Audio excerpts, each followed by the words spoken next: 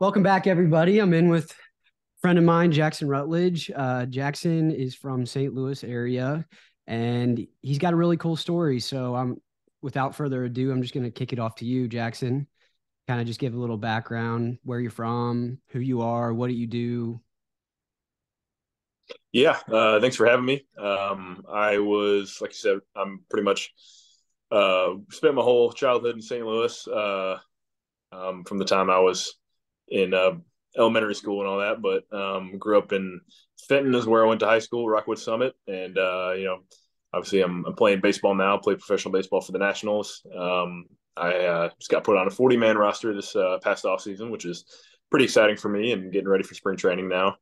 But I went to school for a year at Arkansas and then a year at San Jack Junior College down in Houston, and got drafted in 2019. Nice. Okay. All right. So let's not just brush over the first part about being put on the 40-man roster right off the bat. Can you explain to people who don't know what that would like what that really entitles, what that means really for you? So basically, there's the real big league roster, the 25-man roster, and then there's a 40-man roster. And so after you play a certain number of years in the minor leagues, for me as a college guy getting drafted 19, uh, this year was what they call my Rule 5 year. And so on the Rule 5, if you haven't been protected by that 40-man roster for that certain number of years, then you are eligible to be drafted by another team and taken and put on their big league roster. Um, and so basically, the Nationals putting me on the 40-man protects me from that, and it kind of just shows confidence that they have in me, which is For sure. really the Yeah, that's sweet. No, that's sweet, man. That's got to feel good too, just for you to, finally get to that point. But mm. you're still really young. So you got plenty of time ahead of you still. So you went to Rockwood Summit. How did your high school career go? What did you where well, I guess let's even start with prospects, like the year I was catching for you a little bit. Yeah. Um, I mean, I could tell right away, like you threw the ball hard. You threw the ball much harder than anybody else on the team. You were a big dude already. I don't know how tall do you think you were as a sophomore? Probably 6'4", 6'5". Probably something like that. Yeah, about six Yeah. four More more year. string beanie now though. Now you got those broad shoulders. Been in the weight room a little Looking bit. jacked, bro. Looking jacked. Looking Thanks. jacked. Um, but so you're going to Rockwood Summit and you start to do really good in high school ball. Where did your recruiting start? Um, it started a little bit that sophomore year of high school. I think it was that sophomore or maybe going into the junior year. I had taken a few visits and started to get some offers, and then eventually I actually had a place where I committed, and then changed my mind, which um, Remember that. stuff unfortunate part of college baseball, but ended up decommitting there, and then getting committed to Arkansas. Um, so that was So junior what year, I believe. was Here. junior year of high school? Okay. What when you were looking at colleges, like what were some of the things that you like thought were sick or like was like oh that'd be nice to have, like that's definitely high on my radar? Or did you put more of a focus on money, like scholarship type stuff, or did you want to go to a specific conference? Like what were some of your like just goals, ideas at that time for what you wanted for your future? Definitely scholarship played a big role into that. Not having student debt, uh, Yeah. a wonderful thing. So being able to get some school paid for was definitely a huge part of what I was looking at. And beyond that point, kind of where I could A, have personal success, and B, have team success. And obviously Arkansas is pretty much the biggest stage in college baseball, being, powerhouse SEC. They ended up getting second in the College World Series that year. So kind of met both of those goals as far as getting stuff paid for and the team success. Ended up having some injuries while I was there. The main thing being a hip surgery that I had uh, after I was kind of done for that season. So decided to transfer to San Jack, and from there it was getting healthy, and then the personal success kind of Yeah. started to take off. Yeah, we'll get into that for sure. Yeah. Um, so sorry, I'm taking this slow. When you were, I'm going to jump back even to high school again. So when you're looking, just because I think this is important for younger kids and stuff to hear what somebody goes through the recruiting process, because all of that stuff is so stressful at times, or it can be. How did coaches approach you, or how did you get your name out there? Did you feel like playing something like the with the prospects and traveling around was like the best way to do it, or did you think going to camps was the best thing, or emails? What worked for you, I guess? What was your situation? Yeah, I think one of the things that I really don't like about the travel ball sort of high school getting recruited thing is that the perfect game stuff and the PBR Yeah. stuff. It sucks because I think guys are missing out on training opportunities, and guys are putting themselves in health risk in order to pitch in front of 100 scouts in the late fall Jupiter when they really should be not throwing at that point. But definitely those sort of perfect game things kind of got my name out there. And then from that point, just playing the travel ball, playing even high school ball against good competition is I think kind of what a lot of college coaches want to see, is just to see you compete throughout games, not necessarily just in the showcase situation, but actually taking those skills that you show and then putting them in a game. I think is a big part of what I think good recruiting coordinators will look for. Yeah, for sure. For sure. Did Mizzou ever recruit you at all? They did. They did a little bit out of high school, and then they I think I got a phone call from them out of junior college too. But Hey, you're probably going to get drafted really high, so we're going to make a courtesy call and just make sure we extend the offer. I made it pretty clear to all the colleges that were recruiting me out of junior college that I was over college baseball. Yeah. Ones that stuck around were just Yeah. sort of thing.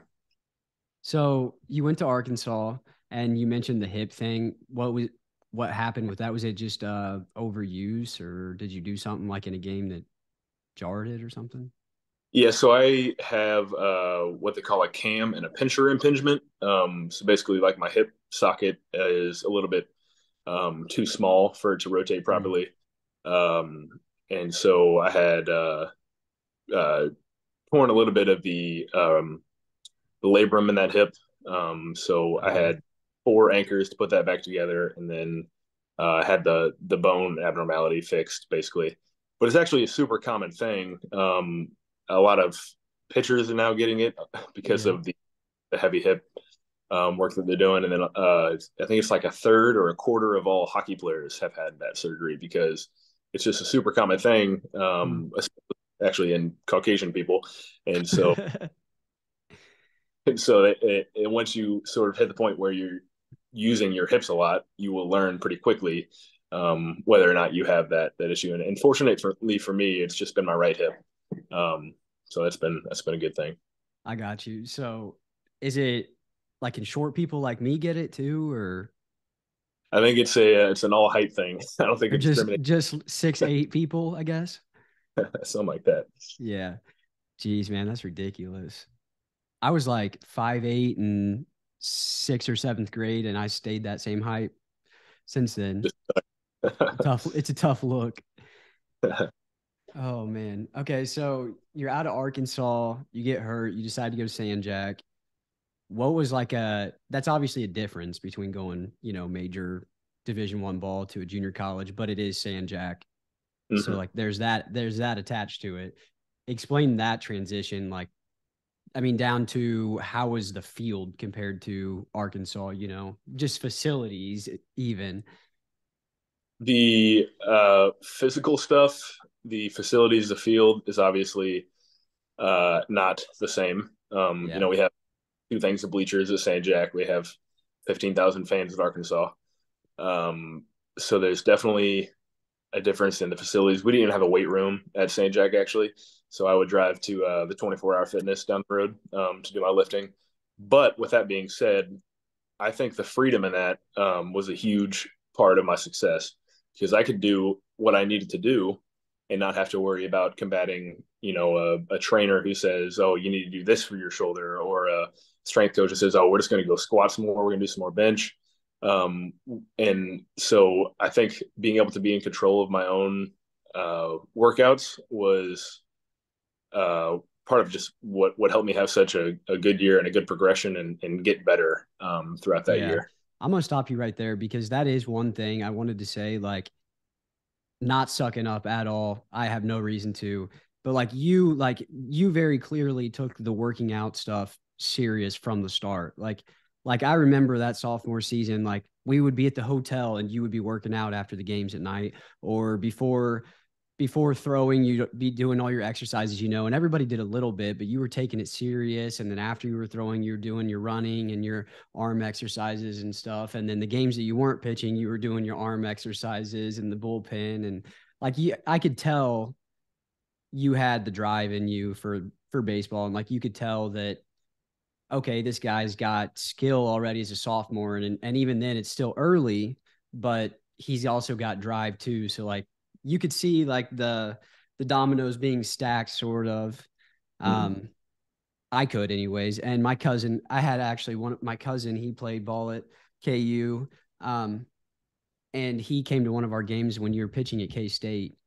And he played like after that, he played in the minors too and played in all over the world basically. But he was like, that dude, is he signed to someone already? And you were a sophomore at this point. And I was like, I think he's actually committed to K State right now. And he's like, yeah, he's good. He's good. And he's going to be really good. So I don't know what it was, but even my cousin, seeing you one time, obviously he's been around baseball a lot. So that's probably why he was able to make a better judgment. But, there was something special brewing. So that's pretty sick that, you know, you are where you are and stuff. But so Sanjak, I don't even know how that works. Whenever you have to, I'm assuming, apply to be put in the draft or eligible. No, you don't have to declare anything. You Okay. basically get drafted. Oh, That's okay. So are they talking to you and stuff? Like are scouts talking to you and Yeah, yeah. Had a lot of meetings with all these different teams. Had a couple workouts with a couple teams also. So you kind of at the end of it, you kind of know who's interested in that whole thing. But yeah, there's no declaring or anything. You just kind of can verbally kind of say like a lot of high school guys will say like, no, my parents want me to go to college first. That happens a lot, but at the point in junior college, it was kind of like I'm ready to go, but if not, then I will go play another year in Kentucky and kind of prove right? myself where I was committed to go after St. Jack. But in reality, I had no intentions to go to Kentucky um, because again, like I was pretty over college baseball at that point, kind of burnt out from the college baseball life. Fair enough, man. Fair enough. I get that. I played 1 year and that was it for me. I was like, dude, I'm too white, too small, too slow. I throw the ball decently hard. I can hit pretty good, but I don't think I'm going anywhere with this. So I was like, well, I'll just focus more on school, you know. Mm, And so that's just a different path I took. But okay, so you are drafted 17th overall, correct? In yeah. 2019. Mm-hmm. So that's sick to the Nationals. What was your thoughts? How was draft day? What does that look like for you? So me and my family were actually in the studio during the draft. Me and three other guys were there, and so that was a pretty cool experience, just with all the big leaguers that are around. I mean, I met like Randy Johnson, um, so that's pretty cool. Had dinner with Nick Swisher and heard all the crazy stories that guy has. So it was a really cool experience, just from that aspect. But yeah, definitely. I mean, hearing my name called, it was the longest 16 picks I've ever had to sit through. Oh, I bet. Kind of waiting on like how it's going to be. Like I was sweating for sure, but yeah, I mean, just yeah, just to be able to like kind of hug my family there. They've done so much up to that point and continuing to do that in order to support me. So just incredible to have that feeling for sure. For sure, man. For sure. So did you have an idea then? I'm assuming that you were going to go within sort of a range of Yeah, picks. yeah, somewhere in the teens was my guess, and so that's just kind of how it worked out. Gosh, that's It, got to be sick feeling, man. it It's like yeah, finally coming true, like stuff's like starting to right. pan It, out it for you.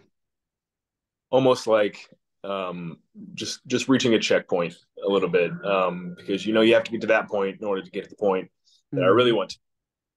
So getting to that stage, it was like, all right, I made it here. Now I get to look forward into the next climb I have to do, the next work I have to do in order to get where I really want to go. Right. No, that's sick, man. That's sick. So what's like something okay, so when you're in college, is the coaching is are coaches like pitching coaches, do they teach different stuff than the major league coaches teach, or is it all like is there like a general theme or a general idea amongst those higher up sort of level coaches? I guess in terms of like we want you to work more location, we want you to get to a certain velocity, that's the most important thing. And also I'm sure it's dependent upon what your individual characteristics are. But what's like a theme that they preach, or like just a consistent idea that's thrown out there wherever you're at?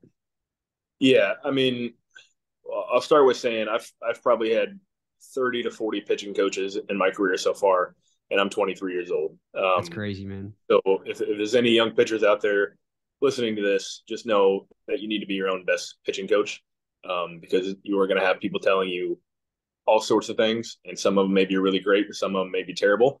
But you need to be able to like take in those things, process them, think about it, think about how it applies to you, and then figure out what you want to keep and what you want to disregard. And so there's definitely been times where I will hear something that is, not really going to apply to me that I disagree with, and I can be able to say, yeah, okay, and then continue doing what I'm doing. Um, but there's definitely, I'd say that the key theme for me is especially is being consistent and being under control. Obviously, I'm a big dude. I got long limbs, and a lot of times I will try to do too much. I have in the past, at least, and so that's really been the thing that I say a good chunk of my pitching coaches have really instilled in me was to just be consistent. So I think that's the difference between a double A guy and a big leaguer is the double A guy has the same skill set as a big leaguer, can do the same stuff on their best day, but on their worst day, there's a huge difference where the big Right. league can still be okay and the double A guy is going to suck. And so that's the adjustment, I'm really working to make going into this year. Yeah, that's right. I mean that makes total sense, like if you're in the big leagues, you can't really I mean if you're established, you can maybe get away with a couple bad days, obviously, but um that's that's interesting though. So when you were younger, um did you try to like did you try to emphasize gaining velocity first and then kind of learning how to tame it down, or were you more of like a velocity came naturally, so I'm going to let my body just grow into it, but I'm going to work on locating the whole time? What was your style of training, I guess? I'd say my main focus when I was younger, talking, middle school, freshman year of high school, was developing my body and making sure I stay healthy. I think at the point where I was, 6 foot in freshman year of high school, 6'1", 6'2", whatever it was kind of like the development will come as far as velocity and as far as, learning my body. So it's about, well, learning my body by doing stuff in the weight room, and then continuing to develop good patterns to start, and so that I'm not going to hurt myself. Getting my arm on time was the big one in my early high school years, just making sure everything was on time. Being in a still growing 6'2", 6'3", or 6'4" junior year of high school or sophomore year of high school. Um, just making sure everything was going to be fine for when I'm fully grown. Yeah. Did you watch a lot of like YouTube videos and stuff on pitching stuff or? Not really. I lucky to go to a place called P3, where they Yeah. have really, I think some of the best training in the country as far as pitcher specific stuff. And I started going there when I was, I think, maybe eighth grade. And so I started young, learning stuff, just being around that sort of environment, talking to guys, picking their brain, and just kind of getting in the environment where I'm aware of things and taking mental notes all the time, was definitely hugely important. Yeah. So for people who don't know, P3 is it's kind of like I I don't know exactly how it works. I guess I could just leave that question to you, but it's essentially like a arm strength training slash pitching lessons company. Yeah, it's basically, I kind of think of it as it's like a Cressy or a drive line in St. Louis, where they're training the whole body. They're training, in the weight room and also on the throwing side of things. Obviously, they do things different. Cressy does different things from driveline, and driveline does different things from tread, and tread does different things from P3. They all have their different sort of ideologies. But I think, the connection that P3 has from the weight room side to the throwing side is what sets it apart, in my opinion, because it's really a sort of full body, working towards the goal of not just getting stronger, but getting stronger in ways that we can use to throw the baseball better. Yeah. So that's definitely one of the better parts of that. Yeah. I remember like I kind of took I got injured. I hurt my back in high school. Um, but I took, a period of time off and then I just started like just going out and literally just throwing the ball as hard as I could to my dad, just as much as my arm could kind of tolerate. And I would do that 3 to 4 times a week. And it's crazy if you just get consistency into your routine. And if you establish like a habit, like where we did that Mm-hmm. 3 to 4 weeks in a row. And I was at the point where, I'd been sitting out for a while. So obviously you're going to gain progress a little faster naturally at the Right. start. But I gained like 5 miles an hour in a month of just going out and throwing and like focusing on working out, even just whenever you're throwing, just or learning how to really utilize your hips, your lower body, your feet, even, just pushing off of just trying to maximize every piece of it. Right. And especially when you're 5'8", 5'9", like I was, like I got up to about I got up to 87 on the mound one time, and then I was pretty consistent at 85, 86 across the infield. But that's like probably maxing it out for me with what I had on my frame in senior year of high school. But um, Yeah. It's not, I mean, I think the best way to train is not by doing lessons. And going to see a guy once a week and doing nothing in between that is going to limit you so much, even as like a middle school kid. So I think you don't really get better during the time of instruction. You get better during the time in between when you're working on those things. And so yeah, being in a year, this off season, I'm going in 6 days a week because I'm working on things 6 days a week. It's not just I show up, every other day or once a week or whatever it is, and like, all right, I'm going to work on this week, because it's an everyday thing, to be consistent and to really get the most out of yourself. yeah. All right, let's I'll calm the questioning down for a little bit. But who's the coolest dude you've met so far? The coolest guy I've met, like as Yeah, far as yeah. someone that you would Well, know. or just like well, yeah, the one that everybody would sort of know, I guess, is that's kind of the one caveat. But you can also shout out your friend as well. But I guess just who's somebody that you met and you're like, holy crap, like this is whoever. Um, I before he was traded, I had a few conversations with Max Scherzer, and from St. Louis, like that's a guy who, as a kid, I was like, I want to be like him. Um, and to have him kind of just go up and talk to you like a normal person was weird the first time. Um, and so he's just as intense in person as he is on the mound, which was pretty funny. But genuinely, really was like trying to help me, like trying to give me advice, trying to kind of further my abilities and mechanics and whatever it was. But yeah, really intense, but super genuine guy. So that was pretty cool to meet him. Dude, I mean, he's insane. And that's sick too that you have the St. Louis connection because then it just makes things, I don't know, it just puts like an invisible bond sort of. It puts you just a little bit closer to him than everybody else. Yeah. But that's sick. I mean, what's one thing, did he ever say anything to you that like stuck out in your head and it was like, wow, that's like really, really smart, or like I didn't think about it that way? He actually talked to me a little bit about hiding the baseball. And I still think about it because at the beginning of last year, I did a pretty bad job of hiding the baseball.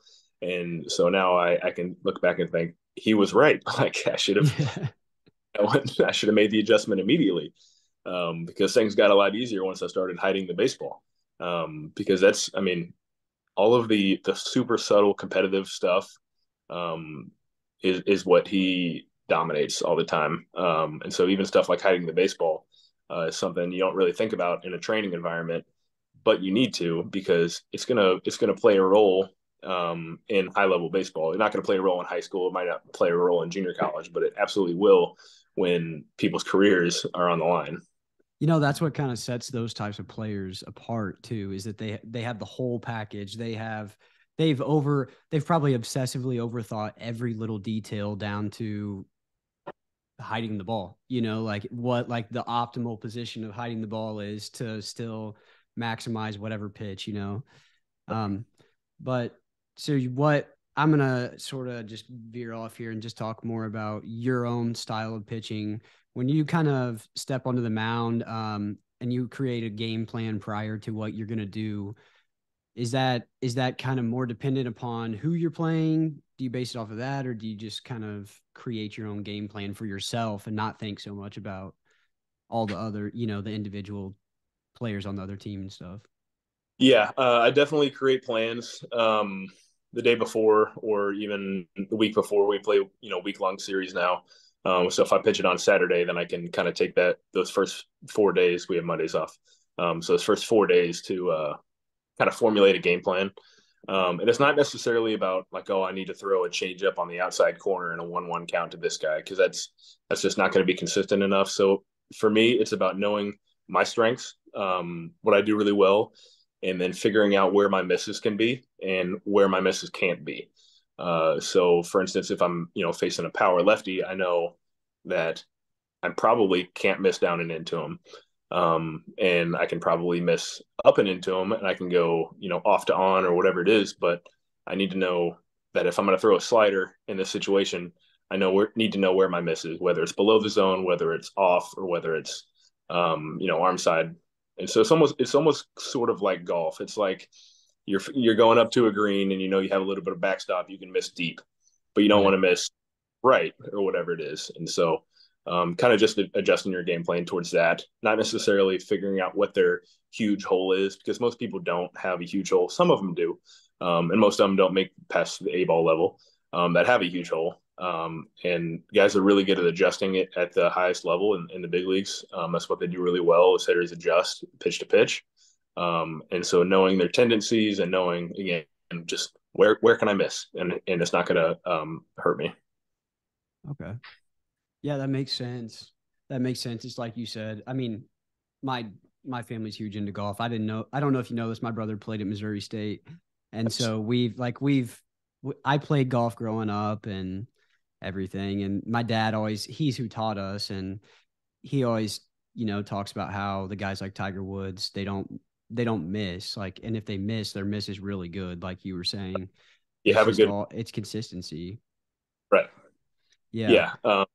I'm throwing a cutter now. Like I know that I want to hit this certain corner, but if I don't, then I need to get it off the plate in.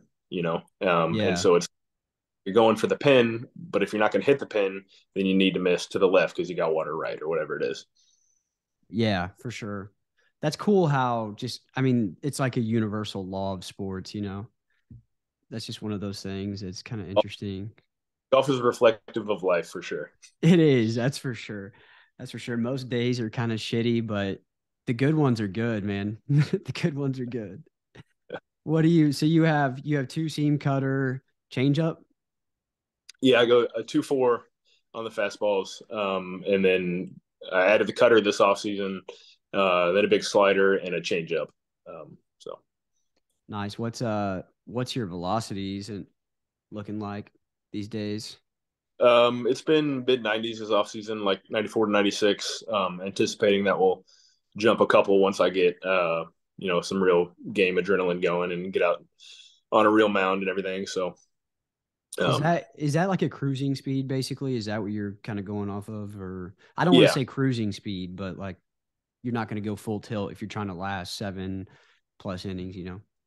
right. Yeah, that was definitely something that last year I kind of learned how to do was get deep into games. I had a run where I had a couple 7 inning starts and a couple 8 inning starts late into the season, and so that's not something that is easy on your body, but Mm-mm. knowing how to manage it throughout the game is definitely a learned skill because you can't throw 100% every pitch. You have to be able to use different pitches when you're fatigued, especially with the pitch clock now. You have a quick couple hits, and now you're gassed. You just had to cover first or whatever it is, and now you have to be able to manage the clock, manage your breathing, whether you're out of breath, and manage your focus, and just to be able to make pitches and not necessarily have that max intent. Yeah, that makes sense for sure. How do you I remember I was watching, maybe was it last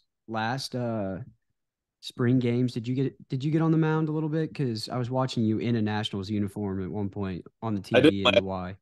last year. I had a shoulder issue during spring training, so I didn't get any games last year. But the year before, I did. The year before, okay. Dang, time flies because I was at the Because YMCA and I was like, I knew your game was on, but I was surprised they actually had it on. I saw you pitching, and it just so happened to be the time where I don't remember how many pitches you threw that guy. It had to be like 17 or 18. Like it's just foul ball, foul ball, foul ball. yeah, Oh, I had for sure. oh my gosh. Oh my gosh, that's funny. Who's have you faced any sort of big name batters or um, yeah, I mean, obviously you're gonna face really good batters. I don't mean it like that, but you know what I'm saying. I didn't know who's maybe somebody that stuck out to you a little bit. yeah, I mean, I've definitely faced obviously the big leaguers you saw in that game. Um, but I mean, in the minor league, there's definitely some dudes. I think a couple of that stuck out to me is well, both of them are Orioles. Would be Heston Kjerstad, who I actually played with at Arkansas. It felt really good to strike him out his second at bat, but definitely a tough out, and he was a tough out for us the rest of the series. And then Jackson Holiday, I faced him and unfortunately walked him twice, which I was not very happy about. But also a very tough out, a lot of plate discipline for a super young guy. But yeah, those are two significant guys that are going to be big leaguers at some point if they continue what they're doing. Right. That's sick, man. That's awesome. So you work out every day. Do you work with the same pitching coaches every day, or how many do they have? We've got probably Too I many. think we've got a lot. Obviously we have one for every level. We have a rehab guy. We have a big league pitching coach. We have a bullpen pitching coach, and then the coordinators. We have two pitching coordinators. So however many that adds up to is Well, however many. I guess I was meaning with that work specific. Is there like a group that works specifically with just the 40-man roster people guys?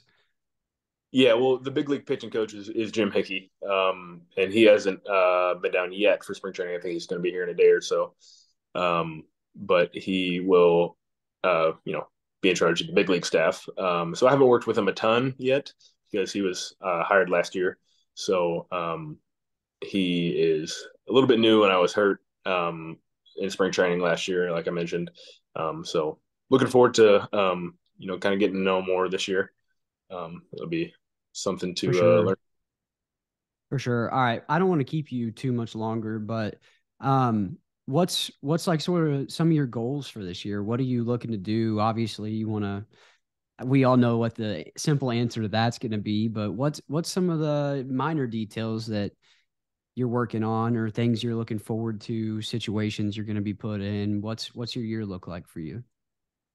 Yeah, I mean, obviously the goal, if you will, is to be called up to the big leagues this year, but that's not something that I can specifically control. I can't call myself up to the big leagues. I can't, I learned last year I was in low A for the entire year, and I couldn't call myself up to high A, which was something that was kind of telling to myself was like, I need to control what I can. I need to do what I can. I need to put the pressure on the people who make these decisions in order to promote me or call me up or whatever it is.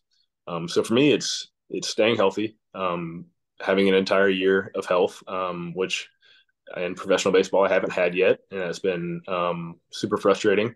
But I think the work that I did this offseason is going to kind of allow me to do that.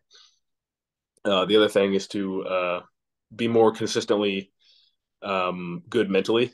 The first half of the year, I was not the not in the mindset that I was in the second half.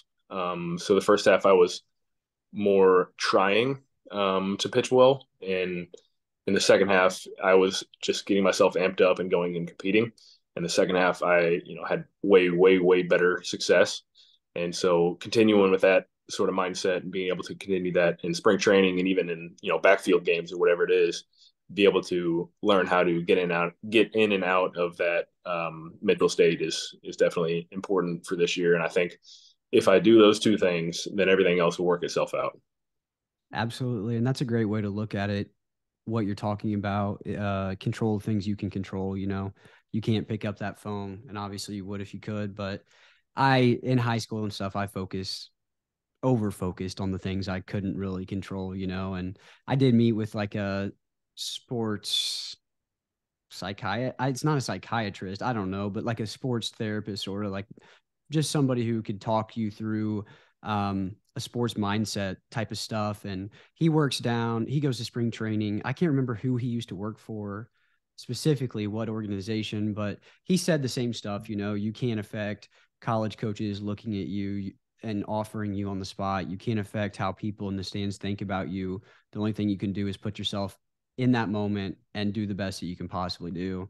And then, depending on your practice, luck, work ethic, whatever, skill, that's how the cards are going to fall out if you just try to maximize everything that you possibly can and just focus on the task at hand instead of the sort of consequences or reactions or results to whatever you are doing. Can't control that stuff. And I think every level that you go up, the stuff that you're in control of increases. In high school and junior college is a limited number of things that you can do, just resource wise, in order to maximize what you're trying to do. Whereas, in big league spring training right now, I have just about every resource I could ask for. We have a dietitian, we have a sports therapist, we have, multiple strength coaches and trainers that are around. So there's really no excuse for me not doing everything that I need to do. And so just being in control of that and knowing that it'll help me a little bit if I go sit for 10 minutes in a cold tub after I pitch, no matter how much I don't want to do it, that it's going to help me. So I think that becomes an expectation at that point that you're doing everything that you can. And I think if you're skipping out on the stuff that you can do, that's not, I think that's just going to limit what your peak can be. Every time you do something, every time you skip something that could have made you better. Yeah, absolutely. Absolutely. And I kind of ironically came to that conclusion more recently than you probably have, but it's like you got to think of it from a perspective of like everything that I mean, you said it perfectly, but everything you aren't doing is just like a missed opportunity to help yourself, literally. Mm-hmm. Like every day where you're like, oh, I don't want to go throw for 15-20 minutes, or I don't want to go work out for an hour. I'm guilty of that, but that's like me making a conscious decision not to do something to help myself, Right. and I mean, it's just even something as silly as I printed out these little cards for like this podcast, and I've been trying to hand them out and stuff, and I'm sitting there thinking, I'm like, damn, I really don't want to go hand any of these out. Like it's nervous. I don't want to go talk to people. And then I'm like, man, you're sitting here and your fear of talking to other people is preventing you from potentially getting more people to listen to Yeah. your stuff. And it's limiting yourself. It's limiting yourself. And That's the thing is anybody can do this stuff. All you have to do is you make a good plan, make the best plan that you can, and then you just go do it. That's it. yeah, And absolutely. there's there's no other excuses you can fall into if you just have a plan and then do it. Absolutely. I take full pride in my ability to just adapt. Like I may not make the best plan, but I can like I threw myself into law school, no study skills, but I was able to get through undergrad and I was like, you're gonna do this, man. Like you're gonna figure this out one way Yeah. or another. You're paying 20 some $1,000s a year. You're gonna figure this shit out. But every day you, all right, I need to do this. I need to catch up on this school, and then you make that plan to do that, and you just do it. And Yep. that's if you continue to do that a bunch of days at a time, then you're gonna have a law degree Nobody wants to do it, but if you just, yeah, like you said, you just keep yeah, showing up. for What are sure. they going to do? Throw you out the door and say no? We're not taking your money. No, they're going to let you through. Definitely.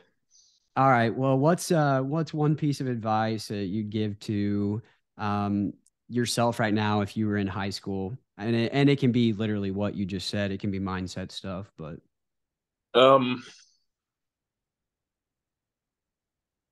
yeah, I would say, I mean, for me in high school, I was definitely a little bit worried more about what my fastball velocity was, how good my breaking ball was, more than I was worried about dominating that guy in the box.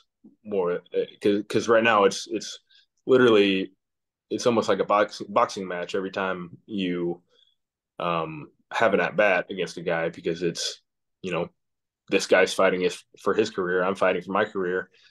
So kind of learning that earlier and learning how to dominate people with stuff like body language and stuff like Scherzer does, where he beats people mentally before they even get in the box.